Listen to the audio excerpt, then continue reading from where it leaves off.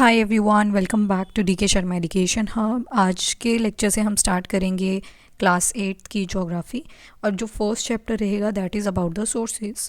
Resources में नाम से जैसे पता चल रहा है कि आपके मिनरल्स आ जाएंगे। ठीक है, आप कोल सुनते हो, विंड के बारे में सुनते हो, सोलर एनर्जी के बारे में सुनते हो, टाइड्स आ जाएंगे।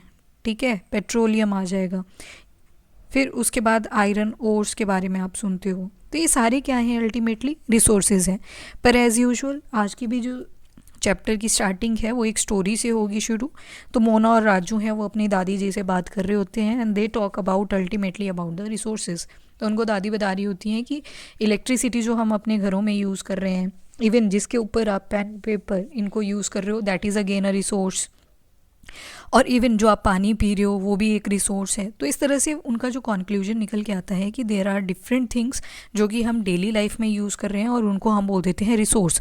मतलब उनकी कोई ना कोई यूजिबिलिटी है। ठीक है, उनका कोई ना कोई यूज़ है, उसको हम बोलेंगे रिसोर्स। तो वाटर आ गया, इलेक्ट्रिसिटी, रिक्शा, रिक्शा भी तो यूज़ कर रहे हैं ना, एक जगह से दूसरी जगह पे जाने के लिए रिक्शा का यूज़ कर रहे हैं, बसेस का यूज़ कर रहे हैं, वेजिटेबल्स आगे, टेक्स्ट बुक आगे। तो कोई ना कोई चीज़ इनमें कॉमन है, और वो कॉमन क्या चीज़ है कि इनकी कोई ना कोई यूजिबिलिटी है, यानी कि हम इनको किसी न किसी फॉर्म में यूज़ कर रहे हैं। सो दे आर हैविंग यूटिलिटी। तो रिसोर्स का एक जो मेन फीचर आ जाएगा, यहाँ से हमें पता लगेगा कि उसकी होगी यूटिलिटी। यूटिलिटी से क्या मतलब है? उसकी कोई ना कोई यूजेबिलिटी है। ठीक है, यूटिलिटी या फिर यूजेबिलिटी किसी भी सब्सटेंस या ऑब्जेक्ट को रिसोर्स बनाती है। तो वेरी इंपॉर्टेंट फीचर। फिर राजू को क्यूरियोसिटी आती है कि कैसे कोई चीज़ रिसोर्स बनती है। ठीक है, तो फिर अम्मा जी उनको दोबारा से बताते हैं कि जो रिसोर्स होते हैं, एक तो उनकी यूजेबिलिटी होती है, ये यूटिलिटी होती है, और हर एक रिसोर्स की कोई ना कोई वैल्यू होती है। ठीक है, तो वैल्यू होना बहुत ज़्यादा ज़रूरी है। वैल्यू का मतलब है समथिंग इज़ वर्दी ऑफ। ठीक है, कोई ना कोई वर्थ होगा उस चीज़ का, तभी तो उसको यूज़ कर रहे हैं। जैसे कि कुछ रिसोर्सेज जो होते हैं उनकी इकोनॉमिक वैल्यू होती है, बट किसी की नहीं भी होती। फॉर एग्जाम्पल मेटल जो होती हैं, they are having economic value, beautiful landscape में नॉट। ठीक है, अब सारी जगह पे टूरिज्म थोड़ी है, कहीं जगह पे है, कहीं पे नहीं भी है। तो सारी की सारी चीज़ों की इकोनॉमिकल वैल्यू नहीं हो सकती, कईयों की होगी, कईयों की नहीं भी हो सकती, बट दोनों ही इंपॉर्टेंट होती हैं and satisfy the human needs. तो सेरेनिटी के लिए अगर आप जाओगे तो आप मेटल के पास थोड़ी जाओगे, आप लैंडस्केप देखने जाओगे ताकि आपको सेरेनिटी फील हो। ठीक है, कुछ रिसोर्सेज जैसे कि इकोनॉमिकली वैल्यूएबल हैं विद टाइम, टाइम के हिसाब से किसी चीज़ की इकोनॉमिकल वैल्यू आती है। फॉर एग्जांपल इकोनॉमिकल वैल्यू यहाँ पे क्या बता रहा है, जैसे 2020 में जाएं तो पहले मास्क कौन यूज़ करता था? इक्का दुक्का दिखता था आपको, जिसको बहुत ही एलर्जीज़ वगैरह होती थी वो यूज़ कर रहा होता था उस मास्क को। बट जैसे ही आप देखते हो कोविड-19 से हिट होते हैं, तो जो मास्क का जो इकोनॉमिकल ग्रिड आप देखोगे पूरा, वो इतना ज़्यादा इंक्रीज़ कर गया। हर घर पे मास्क आपको मिलेंगे। ठीक है, एक एक इंडिविजुअल के पास एक एक नहीं था, दो दो रखे हुए थे, चार चार रखे हुए थे, 10 10 रखे हुए थे। तो economical value with the time, time के अकॉर्डिंग कि डिमांड में क्या चीज़ है उसके अकॉर्डिंग भी इकोनॉमिकल वैल्यू डिसाइड होती है। जैसे आप कुछ ना कुछ रेमेडीज़ यूज़ करते थे, बोलते थे ना दादी के उपाय, तो कुछ ना कुछ रेमेडीज़ आप यूज़ किया करते हो जो कि आपकी दादी बताते हैं, पर उसकी इकोनॉमिकल वैल्यू नहीं है। क्यों नहीं है? बिकॉज मार्केट में नहीं बिक रही वो चीज़, तो पैसे से कोई लेना देना नहीं है। तो दैट्स वाई आप देखोगे कि उसकी कोई अभी वैल्यू नहीं है। बट अगर इसी रेमेडी को क्या किया जाए, इसको पेटेंट करवा लिया जाए। पेटेंट का मतलब होता है जिसने उस चीज़ को बनाया है उसको एक रिवॉर्ड दे देना। ठीक है, इट्स लाइक अ रिवॉर्ड। तो पेटेंट दिया जाए और इसको फिर मेडिकल फॉर्म्स में या फिर फार्मास्यूटिकल जो शॉप्स होती हैं वहाँ पे अगर इनको बेच दिया जाए तो फिर वहाँ से पैसा जनरेट हो जाएगा। तो इसमें इकोनॉमिकल वैल्यू आ गई। तो इसमें बताया गया कि विद द टाइम जो है इकोनॉमिकल वैल्यू आ सकती है किसी भी रिसोर्स की। पेटेंट क्या होता है? तो एक्सक्लूसिव राइट होते हैं ओवर एनी आइडिया और इन्वेंशन। कोई भी चीज़ आपने बनाई है, कोई भी आइडिया आपने प्लेस किया है, तो उसमें पेटेंट दिया जाता है। नाउ तीसरा जो यहाँ पे टॉपिक है that is about the time and technology. अब देखो टाइम के साथ आप नोटिस करना कि हमारी जो टेक्नोलॉजी है वो भी चेंज हुई है। With time our technology has been changed. पास से अगर देखोगे, आज तक देखोगे, तो ये चीज़ें चेंज हुई हैं। दैट कैन, अब दो इंपॉर्टेंट फैक्टर हैं टाइम और technology, T², time and technology, जो कि सब्सटेंस को चेंज कर देते हैं इनटू रिसोर्स। ठीक है, नीड ऑफ पीपल पे डिपेंड करता है, उसी के हिसाब से टेक्नोलॉजी आती है। एक टाइम पे सिर्फ हम कंप्यूटर्स पे थे, ठीक है। कंप्यूटर भी बड़े बड़े थे, पहले एनालॉग सिग्नल के ऊपर वो बेस्ड हुआ करते थे, फिर डिजिटल सिग्नल्स पे आए, ठीक है, फिर लैपटॉप सिस्टम्स आए, पहले बड़े हैवी हुआ करते थे, आज के देखोगे तो बहुत लाइट हैं। तो इस तरह से अकॉर्डिंग टू टाइम हम देखेंगे कैसे चीज़ें चेंज हुई। अब आजकल टाइम चल रहा है इंटरनेट ऑफ थिंग्स का, तो टेक्नोलॉजी चेंज हो रही है with the time according to the need of people. Ultimately जो लोगों को चीज़ें चाहिए उसके अकॉर्डिंग टेक्नोलॉजी भी चेंज करेगी। और जो पीपल हैं यानी कि जो लोग हैं, जो हमारी डेमोग्राफी है, पॉपुलेशन है, वो खुद भी एक रिसोर्स की तरह एक्ट करती है। लोगों के तो आइडियाज़ होते हैं, लोगों की तो नॉलेज होती है, इन्वेंशन एंड दियर डिस्कवरीज, जिससे हम नए रिसोर्सेज बना पाते हैं। हर एक डिस्कवरी, हर एक इन्वेंशन जो है वो बहुत सारी चीज़ें आगे बना के रख देता है एज अ रिसोर्स। जैसे फायर की डिस्कवरी हुई तो इससे हमें कुकिंग की प्रैक्टिस आई, ठीक है। Other processes while the invention of wheel की इन्वेंशन हुई तो इससे हमें ट्रांसपोर्टेशन में हेल्प मिली। तो technology to create hydro electricity यानी कि पानी के ऊपर डैम बना के इलेक्ट्रिसिटी जनरेट करने लगे। तो वाटर जो था, स्पेशली फ्लोइंग वाटर, उसको हमने इम्पॉर्टेंट रिसोर्स बना लिया। तो इस तरह से नीड के हिसाब से लोग सोचते हैं, आइडियाज़ प्लेस करते हैं, अपना नॉलेज एनहांस करते हैं, नई चीज़ इन्वेंट करते हैं यानी कि खुद बनाते हैं, या फिर कोई चीज़ पहले से एग्जिस्टिंग थी तो उसकी डिस्कवरी कर लेते हैं। तो इन डिस्कवरी और इन्वेंशन में यही फ़र्क है कि जो इन्वेंशन होता है ये हम खुद बना रहे हैं, ह्यूमन बीइंग रिसोर्सेज खुद बना रहे हैं बाय यूजिंग रॉ मटेरियल। पर डिस्कवरी क्या आ जाएगी, कोई चीज़ पहले से एग्जिस्ट करती थी, आपने उसको डिस्कवर किया। जैसे आयरन ओर्स, अब आयरन ओर्स तो बड़े पहले से प्रेजेंट थे, ठीक है, इंडिया के अंदर बहुत पहले से प्रेजेंट थे, बट डिस्कवरी तो बाद में हुई ना उसकी। फिर डिस्कवरी भी हुई, फिर उसके बाद जो उसको आयरन कैसे एक्सट्रैक्ट करना है उस आयरन ओर के अंदर से, वो बाद में पता चला। तो ये सारी क्या है, पहले हुई डिस्कवरी आयरन ओर की, और जो टेक्निक बनाई गई कि कैसे इस आयरन ओर से हम आयरन को एक्सट्रैक्ट कर सकते हैं, उसको बोलेंगे इन्वेंशन। तो टेक्नोलॉजी क्या होती है, application of latest knowledge and skill in doing और मेकिंग थिंग्स। तो नई चीज़ बनाने के लिए जो स्किल रिक्वायर्ड होती है, that is technology. Now types of resources के टाइप्स कैसे कैसे हो सकते हैं। तो अगर अपने आसपास देखोगे तो आप नोटिस करोगे कुछ चीज़ तो नेचर ने दी हैं तो नेचुरल आ जाएंगे, कुछ जो होंगे वो ह्यूमन मेड होंगे, ठीक है, यानी कि ह्यूमन बींग्स ने बनाए हैं। और तीसरा आप देखो खुद ह्यूमन होगा, ठीक है। तो नेचुरल रिसोर्सेज पहले देख लो, ऐसे रिसोर्सेज जो हमें कहाँ से मिल जाते हैं, फ्रॉम द नेचर। हम उनको डायरेक्टली यूज़ करते हैं किसी चेंज के बिना। जैसे कि हवा में क्या है, ऑक्सीजन प्रेजेंट है, क्वांटिटी हमने देखी थी 21% के आसपास प्रेजेंट है। तो उसको हम क्या कर रहे हैं, इनहेल कर रहे हैं, सांस लेने में हेल्प कर रहे हैं। वाटर, हमारी प्यास को कौन बुझाता है, वाटर। कौन सा वाटर स्पेशली, वो भी फ्रेश वाटर। कहाँ से मिलता है, रिवर से मिल जाएगा, लेक से मिल जाएगा, ओशन का थोड़ी बुझा सकता, राइट। तो यहाँ पे वाटर जो हमें रिवर या फिर लेक से मिल रहा है। सॉइल, जहाँ पे मिनरल्स प्रेजेंट है, ये सारी क्या चीज़ें हैं, ये है नेचुरल रिसोर्सेज। बहुत सारे इनमें आप देखोगे कि फ्री गिफ्ट्स हैं नेचर के, और उनको हम डायरेक्टली यूज़ कर रहे हैं, ठीक है। और इसी में आप अब देखोगे कि जो नेचुरल रिसोर्सेज होते हैं उनको हम दो हिस्सों में डिवाइड कर सकते हैं। एक तो होते हैं रीन्यूएबल, न्यू का मतलब नया, एंड री का मतलब दोबारा से, ठीक है। तो ऐसी एनर्जी या फिर ऐसा रिसोर्स जो कि दोबारा से खुद को बना लेगा, फटाफट से बना लेगा, मतलब अनलिमिटेड क्वांटिटी में है, अनलिमिटेड, ठीक है, ये बोल सकते हैं। तो रिन्यूएबल रिसोर्सेज में क्या देखते हैं हम, कि ऐसे रिसोर्सेज जिनको हम रिन्यू कर सकते हैं क्विकली, रेप्लेनिश कर सकते हैं क्विकली। कुछ जो हैं उनमें वो अनलिमिटेड है, नाउ सम शब्द आ चुका है, यानी कि कुछ जो होंगे वो तो अनलिमिटेड हैं। जैसे कि आप नोटिस करोगे सोलर एनर्जी होगी अपनी, विंड एनर्जी, ठीक है, सोलर एनर्जी सन से हमें मिल रही है। विंड एनर्जी कहाँ से मिलेगी, हमें हवा से मिलेगी। हवा तो रूम में भी प्रेजेंट होती है, पर कोई पार्टिकल हिल थोड़ी रहा है उस टाइम पे, वो स्टैटिक फॉर्म में है।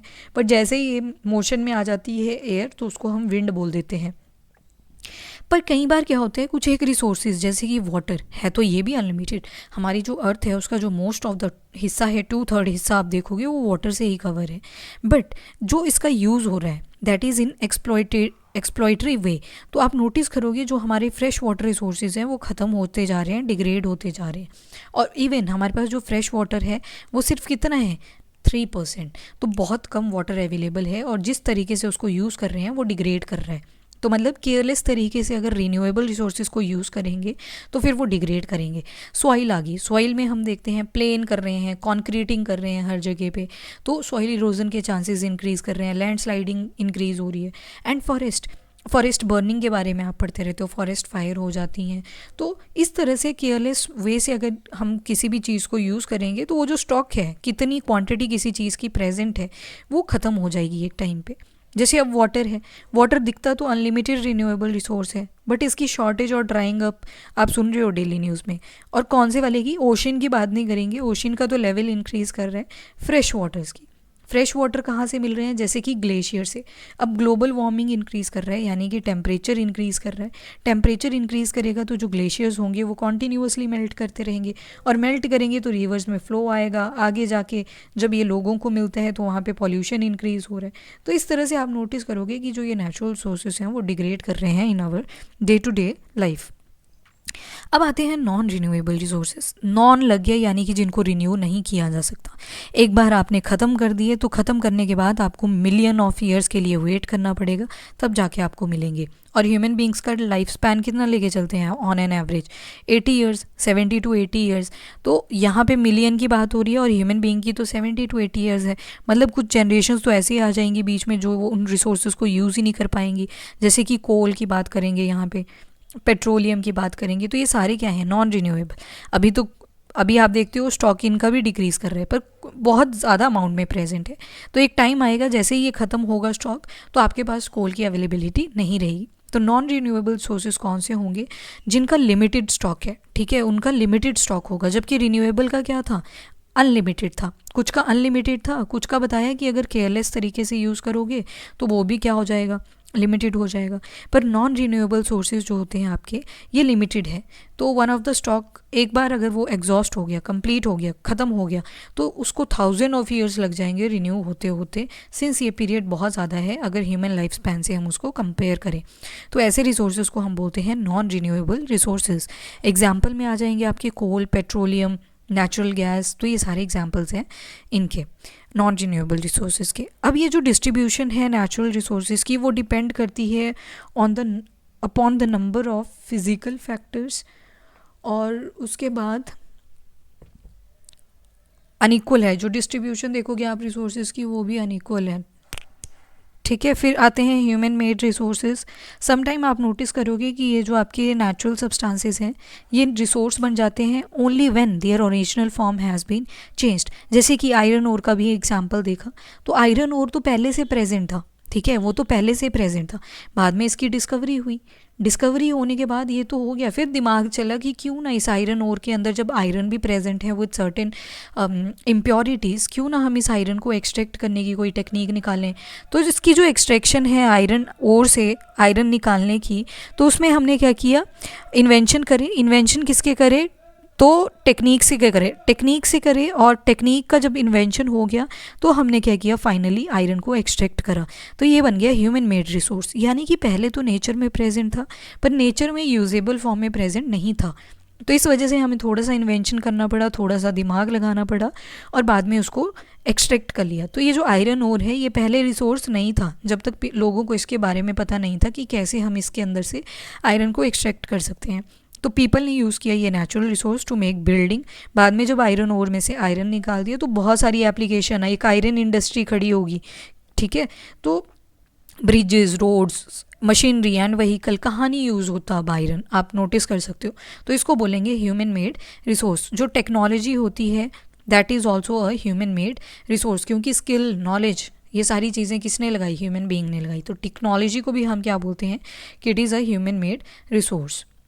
नाउ ह्यूमन रिसोर्सेज क्या होते हैं, पीपल जो हैं they can make best use of the nature to create more and more resources according to their knowledge, skill and the technology. तो this is why human beings को भी हम क्या बोलते हैं, स्पेशल रिसोर्स। मतलब मेंटल लेवल पे, ठीक है, तो उनको भी हम क्या बोलेंगे, फिजिकल लेवल पे भी आ जाएंगे। पर अब देखोगे आप, टेक्नोलॉजी इतनी एनहांस कर चुकी है, हमारे पास रोबोट्स आ रहे हैं, ड्रोन्स आ चुके हैं। सो वो तो टेक्नोलॉजी टाइम के साथ इंक्रीज़ कर चुकी है, तो उनको भी आप यहाँ पे कंसीडर कर सकते हो। जो लोग हैं they are also human resources, ठीक है, इनको ह्यूमन रिसोर्सेज में हम इंक्लूड करेंगे। एजुकेशन आ गया, हेल्थ आ गई, ये भी क्या है, ह्यूमन बींग्स को बना देते हैं वैल्यूएबल रिसोर्स। डॉक्टर्स आ जाएंगे, improving the quality of people skill so that they are able to create more resources, उसको बोल देंगे ह्यूमन रिसोर्स डेवलपमेंट। ना वो कंजर्व भी करना पड़ेगा इन रिसोर्सेज को। अभी हमने ये पढ़ ली है टाइप्स क्या थी, किस तरह से अवेलेबल हैं, तो वो तो देख लिया हमने। पर आज क्या होता है, मोना को सपना आ जाता है अचानक से जैसे कि अर्थ के ऊपर सब कुछ ड्राई अप हो गया, पानी सूख चुका है, एनिमल्स मर रहे हैं, ठीक है, इस तरह से पूरा सूखा पड़ा हुआ है। तो यहाँ से कॉन्सेप्ट निकल के आया है कंजर्विंग रिसोर्सेज, यानी कि अब रिजर्व्स जो हमारे पास रिसोर्सेज हैं उनको बचाना भी पड़ेगा। तो बचाने के लिए रिसोर्सेज को केयरफुल मैनर में हमें यूज़ करना पड़ेगा। वाटर जब नहीं चाहिए तो टैप्स उसके बंद होने चाहिए। टैप ख़राब है तो उसको, या तो अगर आपके पास कोई टूल नहीं है उसको ठीक करने के लिए तो उसको बांध दो या प्लम्बर को बुला लो, ठीक है। तो वाटर की जो अवेलेबिलिटी है, यानी कि वाटर को जो रिजर्व करना है, दैट इज़ आवर रिस्पॉन्सिबिलिटी। तो टाइम के साथ ताकि रिन्यू होते रहें रिसोर्सेज अपने, ठीक है, रिसोर्स कंजर्वेशन। तो हमें क्या करना चाहिए, अब देखो आप पढ़ते हो slash and burn method, last के लेक्चर्स में हम ये पढ़ चुके हैं स्लश एंड बर्न मेथड। उसमें क्या करते थे लोग, पहले एक हिस्से पे काम करते थे, यहाँ पे क्रॉप उगा लेंगे, फिर तो दूसरे हिस्से पे चले जाएंगे, यहाँ पे फिर 5-6 साल नहीं करेंगे। क्यों नहीं करेंगे, जस्ट बिकॉज दे वांट कि जो सॉइल है वो अपनी फर्टिलिटी को दोबारा से अचीव कर ले, ठीक है। ये होती है रिसोर्स की कंजर्वेशन। तो बैलेंस करना है, जो need to use the resource and also conserve, तो बैलेंस भी करना है and at the same time conserve भी करना है। तो इसको बोलते हैं सस्टेनेबल डेवलपमेंट। सस्टेनेबल डेवलपमेंट क्या आती है कि हम भी यूज़ कर लें और हमारी जो अगली जनरेशन आएगी उनको भी वो मिल जाए। तो मतलब आज का टाइम हमें फ्यूचर के साथ कोलैबोरेट करके चलना है कि फ्यूचर जनरेशन को कोई कमी ना आए। Ultimately it makes a difference because all our lives are linked, ठीक है। तो हर एक रिसोर्सेज को 3 आवर्स में लेके चलना है। 3 आवर्स का मतलब है R for recycle, R for reuse, R for reduce. जिस चीज़ की ज़रूरत नहीं है वो दोबारा से परचेज़ ही क्यों करनी। कोई चीज़ अगर ऑलरेडी अवेलेबल है उसको रीयूज़ करो, एंड रिसाइकल हो सकती है तो रिसाइकल करवाओ। तो ये 3 आर बहुत इंपॉर्टेंट रोल प्ले करते हैं। तो इस तरह से फिर से इनकी कॉन्वर्सेशन आती है कि इनको सारी चीज़ें समझ आई एंड कुछ एक प्रिंसिपल बताए हुए हैं सस्टेनेबल डेवलपमेंट के। तो कोई भी लाइफ फॉर्म है उसकी रिस्पेक्ट करो, केयर करो, इम्प्रूव करो quality of human life, conserve करो अर्थ की वाइटलिटी एंड डाइवर्सिटी, मिनिमाइज करो depletion of natural resources, change करो personal attitude and practice toward our environment, enable the community to care for their own environment. तो इस तरह से आपका ये रिसोर्सेज वाला चैप्टर हो जाता है कंप्लीट, कि जो फ्यूचर है प्लानट का वो जो लोग इसके ऊपर रह रहे हैं उनके हाथों में है, एंड कैसे वो उसको मेंटेन कर पाते हैं, कैसे प्रिजर्व कर पाते हैं लाइफ सपोर्ट सिस्टम को अर्थ के ऊपर। तो ये हमारी ड्यूटी होती है कि हम कैसे इंश्योर करें the use of renewable resources and ताकि वो सस्टेनेबल वे में हम यूज़ कर सकें, यानी कि फ्यूचर को ध्यान में रखते हुए यूज़ कर सकें, and diversity of life on the earth is conserve, and जो डैमेज है नेचुरल एनवायरनमेंट सिस्टम को उसको मिनिमाइज़ कर सके। Now you can solve these questions. कौन सा यहाँ पे सब्सटेंस को रिसोर्स नहीं बनाता, तो यूटिलिटी तो बनाती है, वैल्यू भी बनाती है, क्वांटिटी नहीं बनाती। कोई चीज़ कितने ही अमाउंट में प्रेजेंट हो बट अगर उसका कोई यूटिलिटी नहीं है, वैल्यू नहीं है, तो वो रिसोर्स की तरह एक्ट नहीं कर सकता। Which one of the following is a human made resource, तो स्प्रिंग वाटर तो नेचुरल है, ट्रॉपिकल फॉरेस्ट नेचुरल है, तो यहाँ पे आपका ऑप्शन ए आ जाएगा, यानी कि medicine to treat cancer. Complete the statement, non renewable sources कैसे हैं, those that have limited stock, तो ये पहली आपको करेक्ट मिल जाएगी। तो इसी के साथ आपका फर्स्ट चैप्टर हो जाता है complete. Will meet you in next chapter, chapter number 2, land soil वगैरह के बारे में उसमें पढ़ेंगे। तो आज के लेक्चर में इतना ही। If you like the session, do like and share the video, also subscribe the channel. Thank you everyone, have a nice day.